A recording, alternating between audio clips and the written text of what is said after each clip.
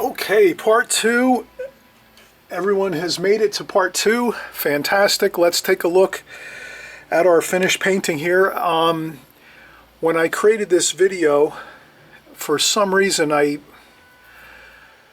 believe my camera might have reached its limit for storage space, so it stopped before I finished the painting. So I was actually painting right through to the finish of this painting, the conclusion of this painting, thinking that the video was running continuously. So now we're going to reverse engineer what we did here toward the end of the painting. So the last part we left off on the painting was this first section of sky over here. So now what I'll do is I'll grab a piece of scrap paper. So this is just some paper I have at the studio here, practicing some figure work, the human head, some still life. I'll just take this paper and I'll turn it over this way, and we'll recreate the process of doing the pine tree on the left hand side of this painting here. So, and also finishing up the sky. So part two, we're pretty much, part one we did our foreground first here with our golds, our raw sienna and yellow ochre, and then we came up and we did the middle distance outcropping of land here, and this is all water, of course, the light white of the paper. Then we went up and we did our third area of shoreline in the distance here. We grayed down the color, made the colors more blue, more cool for the distance. And then we did the rock. We used cerulean blue, cobalt blue, a little bit of burnt sienna, and burnt umber to make the rock dark, a little darker in the center. And we did the reflection here of the rock and here. And then we finally started working on our sky colors here, which was yellow ochre, a little bit of cat orange, just a little touch to make it a little bit more orange. And that's when our part one was completed. So now part two, we're going to just practice up on how we finished up our sky and how we did our pine tree here. Other than that, everything else has been finished. And then we did a couple final touches of some bushes here on this side of the composition, the painting, and a little bit of grass and things here, a little more detail in the foreground, which is a little bit of added interest here. So let's get into part two, and we'll keep referring back to this. What I'll do is I'll remove this from the watercolor pad. We'll put it across here. So I just take this, I lean it up against my studio wall here where my art table is, and we'll use this paper here. I always use both sides of the paper unless I'm going to make it a finished painting and frame it. Then I'll keep it. I won't use the other side if I'm going to keep it as for a finished painting. So this here we'll work on the final parts to part one. So I'll tape this. I'll tape this paper so it doesn't move around. This is a key tip for when you're painting, to always try to either tape down your paper a little bit so that it doesn't move around, because that really can throw off your drawing or your painting if your paper is moving around. So always try to secure your paper to your surface that you're working on. I'm working on just a table, and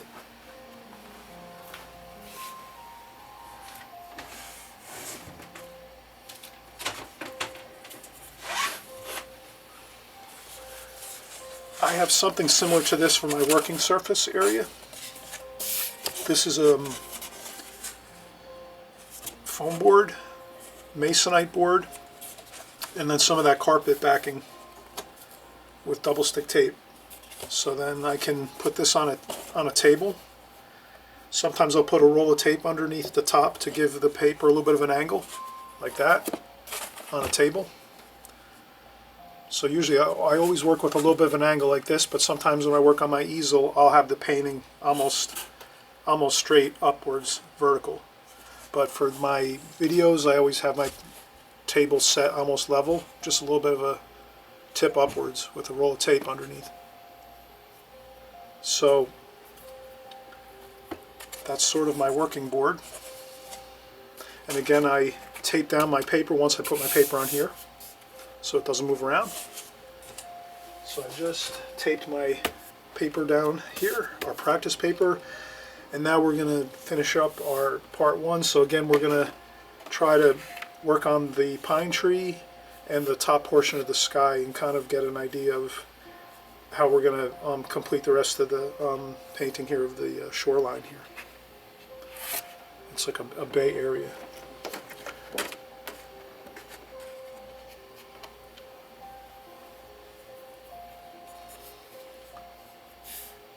So first, I think I'm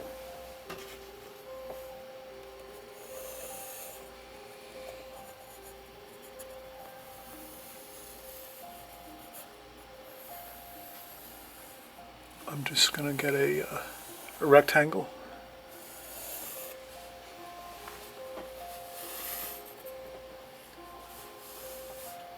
Okay, that's the shoreline that we had. And we have our pine tree here. We had our middle distance cropping of land here. And then we had our distant shoreline over here, much thinner in the distance, cooler. We painted it cooler. Now, again, we did this painting, as you recall, in part one. If you haven't seen part one, please go back to part one because it's really important. We talked about a lot of different things on part one, so this part two ties directly into the part one video that we did on this same painting. So referring back to the part one, we said that we painted alla prima versus doing a glazing technique. So here, painting alla prima all at one time, we just went right through the painting all at one time, painting everything. So with that in mind, doing a painting like this, you could start with your darker. You could start with. We did start with this in part one, the shoreline here, this first part of the land, which was this nice, beautiful golden color. And we could also do the tree first. So we could do this pine tree first, actually, and this piece of land here, and then continue working on the rest of the painting. Or we could let this pine tree, we could wait till the finished part of the painting at the end, and then add this tree here, this pine tree. So either way you can do it, because these light sky colors aren't really going to affect this pine tree once you paint it, because you're going to have painted this with dark, thick paint for your pine tree, and then when you're doing your washes for your light sky washes, you can just really just go over the top of this tree really lightly and quickly, just with one stroke of the brush with some light color paint, some light tonal values, and it really won't affect it too much. And the better paper you have, the least amount of problem you would have with this becoming reactivated and bleeding into your colors. So that's another little just tidbit of information, is higher quality paper, the paint goes into the paper more and kind of penetrates the paper more, and then when you go over top of it with a little bit of water, it doesn't really smudge too much. Whereas less expensive papers, they're good to use for practice, but if you were to try to go over the top of something like this with a less expensive paper, perhaps you might wind up activating this darker tonal value here, this like green and bluish pine tree color, and that might smudge a lot when you do that. So this is a good quality paper. It's a Fabriano paper. So this should actually, we'll demonstrate it next, and we'll see how that works out. Okay, so I'm just going to start off, get some fresh water. I always keep a container of water, fresh water. Now that's a little bit of a problem. I guess this water container, I didn't swish out the paint enough on the bottom of the container, so we'll start out with another container. Let's see. This one is good.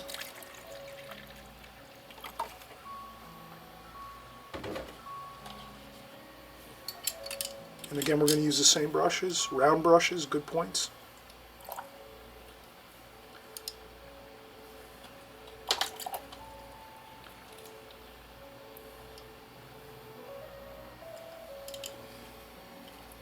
So those are round Clancy sables. Alright, and let's start out.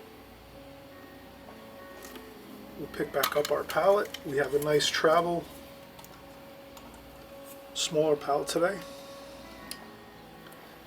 And let's go in and we're going to use the same colors we used. Yellow ochre, raw sienna, cerulean blue, mineral violet, purple color, cobalt blue over here. And we're just setting ourselves up with our colors to make sure we have them put in our palette first. We set them into our palette first, and then we kind of use it as a, this is the colors we're going to use in our painting.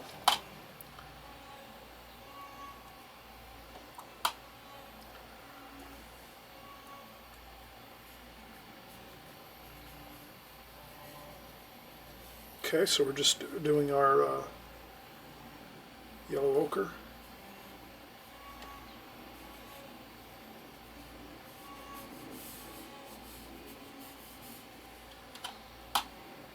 We get a little variation in it.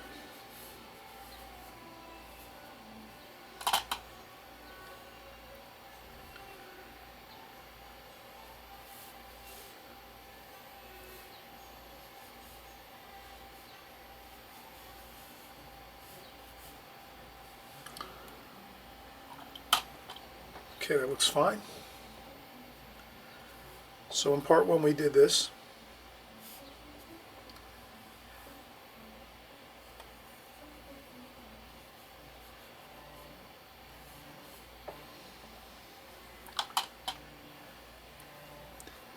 Now we're going to do the pine tree.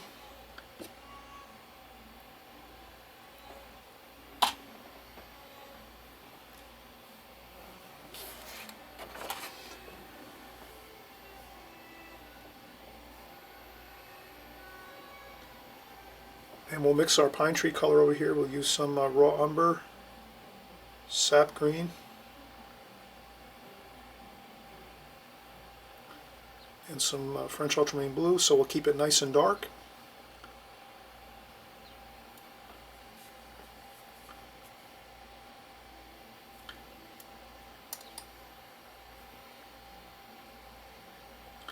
Now the key here, the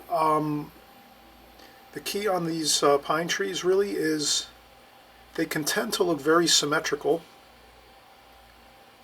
So we're going to try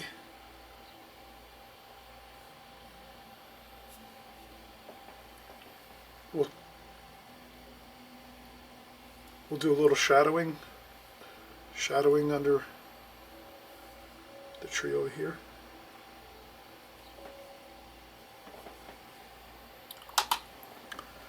We'll change our brush to a smaller brush. This is like a 6 or a 4. And we'll add a little burnt sienna to that as well to give it a little more interesting color.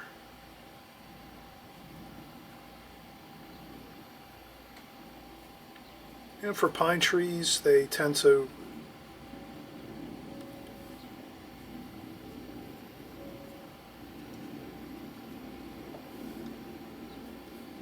and I think what we can see here is, does this make sense? That we leave lots of space between the branches here. That kind of looks like a really good effect, like leaving lots of lots of airspace between branches, and lots of variety here. So some little spots of color, and maybe a little bit of splashing too, to make it look interesting. A little bit of splashing can really look good. And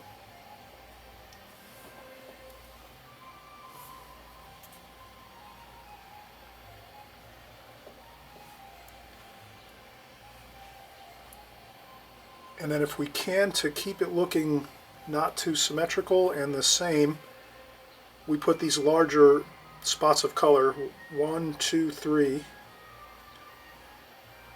and over here too as well, to kind of keep things looking non-symmetrical, kind of looking like varying the shapes, the sizes of the shapes, the brush strokes. And if we do that, we will get a good result. So let's try that. And we have that.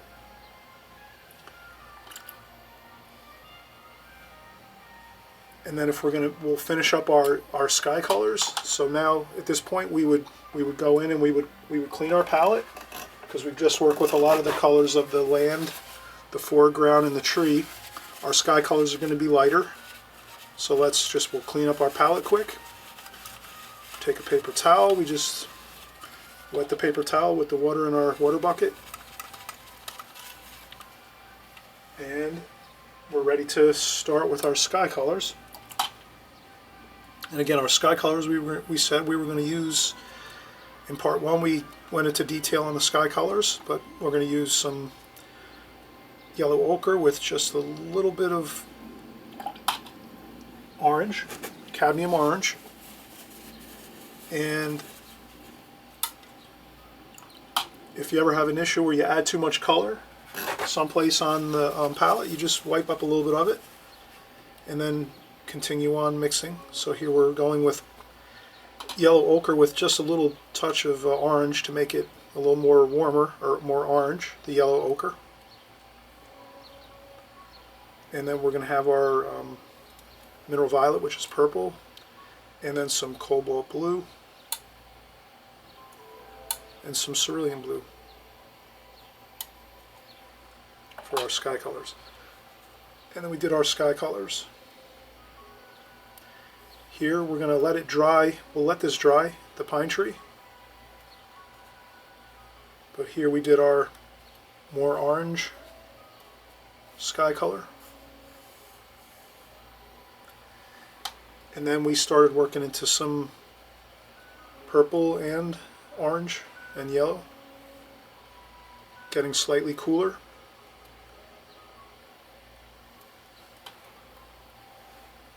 And bluer as we go up a little bit.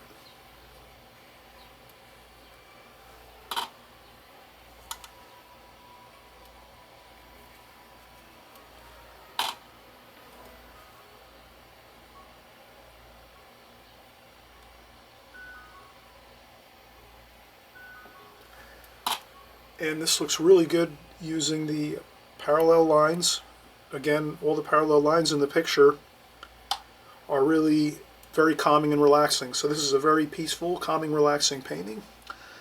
Lots of parallel lines going all the way across the land, the water, the sky colors. That is a very, very relaxing feel to the painting. So you can control the mood of a painting by the elements that you put in it, the design.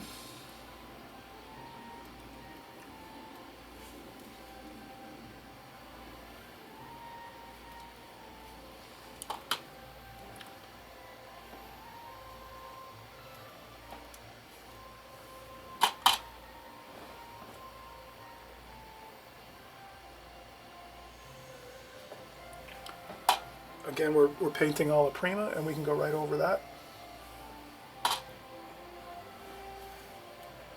And maybe we'll do some cobalt blue and raw umber.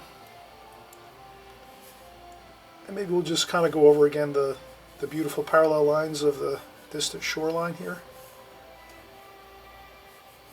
And then again, we said in part 1, to make that more interesting, then we can add in maybe a little bit of cobalt blue,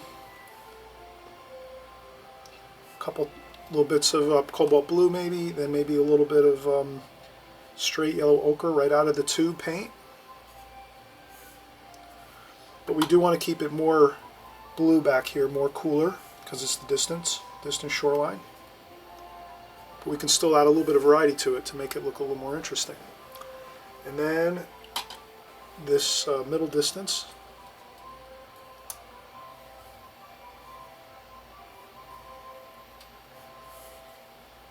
and we can do the same thing. Mix our yellows and blues, our cooler and warm colors. Raw sienna, raw umber, cerulean blue. A little bit of variety.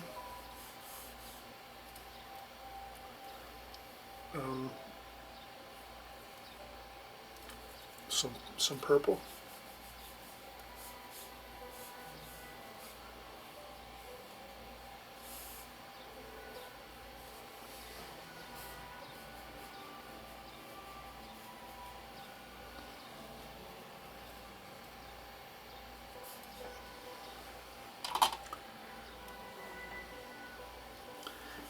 Then here it'd be good to kind of draw our rock in here again. So we're going to maybe draw a rock, and then it's a reflection in the water. So it's just the mirror image, the same shape, just upside down. For our rock, we have another rock here.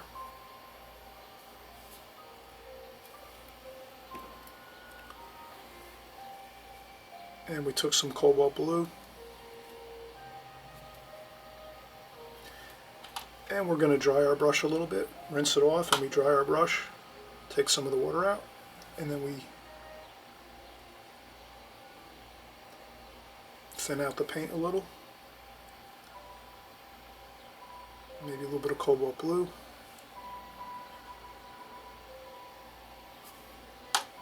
Same thing, we rinse our brush, dry it off a little.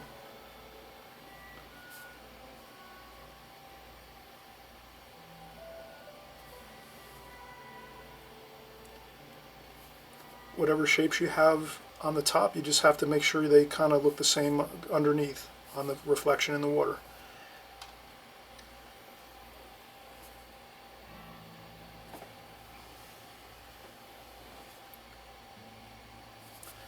We could put a shadow on the here.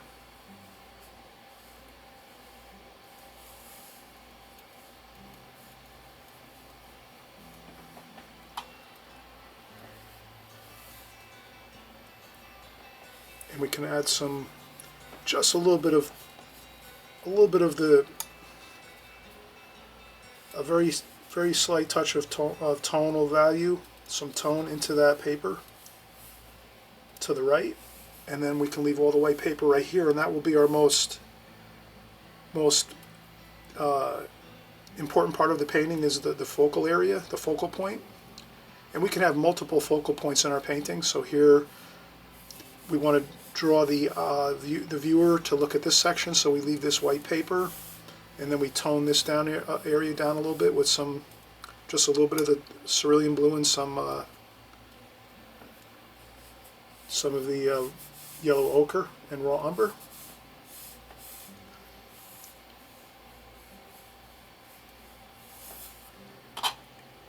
And the same over here, maybe with a little bit of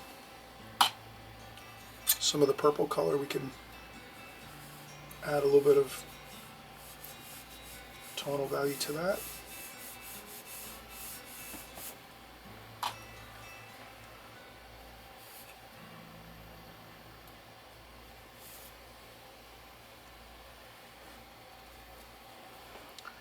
And then if you wanted to do this in a large format, you would just, if you wanted to do this painting in a larger format, like, pretty large, you would just, get like you would get some really good mop brushes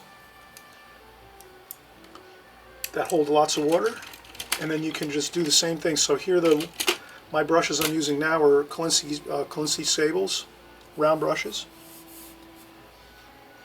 And then basically a mop brush is sort of the same, just in larger format, but it has good points and it carries lots of water.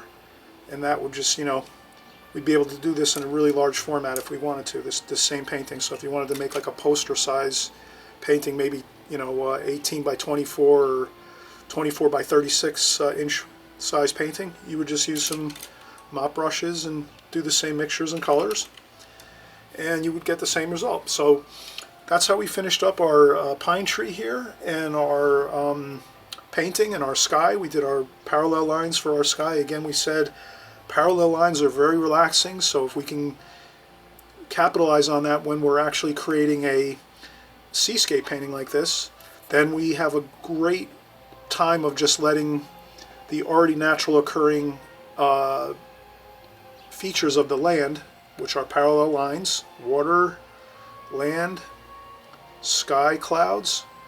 We use all those parallel lines, and that makes a beautifully relaxing painting. So I hope that this painting is fun to do. I hope you try it 2, 3, 5, 10 times, as many times as you can do. Try them, you know, try different color variations to your paintings maybe. Maybe you can move some things around. In my painting I did add a couple small bushes in the painting. I think I added some green and yellow ochre and some blue, some French ultramarine blue, and I put a couple bushes over here just for maybe a little bit of interest, like so that we could even add a boat maybe out here in the distance. That would make it interesting as well. So you can create, you can be the creator of your painting. You can add things in that you want. You can delete things out at all times whenever you're doing your artwork. Don't ever feel you have to do exactly what you see. You can always adjust things, add things, delete things to make things easier, to make things more interesting. And it's up to you. It's your painting. You can create your painting the way you want. And again, I did a couple with a fine point needlepoint brush. With a needlepoint brush, I just added some raw umber and some French ultramarine blue, maybe some green, a little bit, and just some quick strokes like this for grass type feel.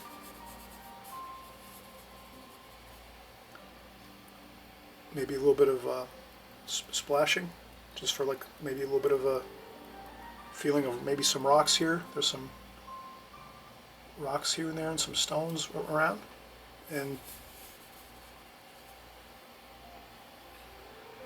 the wind is moving in this direction, so we're just going to kind of have our grasses and things. And if you want to change the grass colors, you want to vary it a little bit, you add some yellow ochre.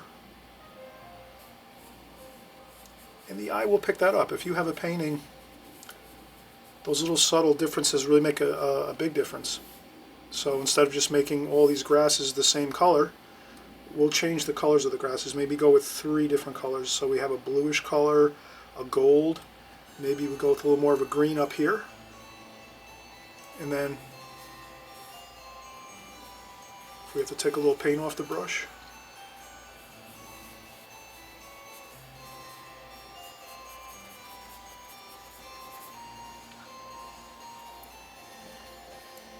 and that looks much more interesting with those different variations in the color.